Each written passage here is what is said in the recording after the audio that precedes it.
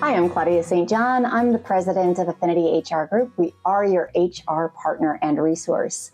I got a wonderful email yesterday from a client for whom I did a leadership development training program last year. One of the content areas that I worked on with them was making and managing our promises and how important they are to building and restoring trust in the workplace.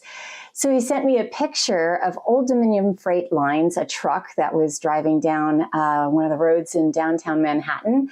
And the logo of Old Dominion Freight Lines was helping the world keep promises. And he said he thought about the work that we had done. What I love about this so much is the power of the word promises.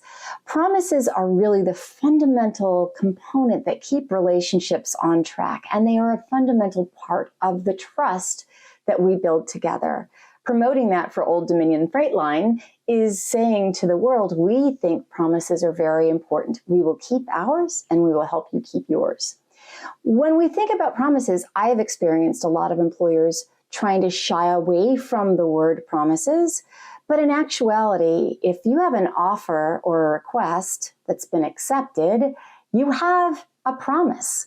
But if we don't look at them as promises, if we don't treat them like promises, if we don't honor and respect them as promises, chances are we're not going to keep them.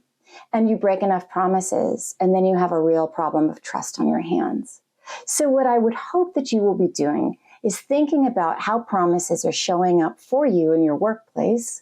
And if you're thinking about training your managers or supervisors in 2023, which we do hope you will consider doing, given the importance of those employee-facing roles, is consider doing some training on how to make and how to manage and how to honor promises in the workplace.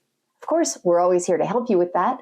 Give us a call at Affinity HR Group or check out our website, affinityhrgroup.com. Like this content, follow us on YouTube, connect with us on LinkedIn. There's so many ways for us to keep in touch.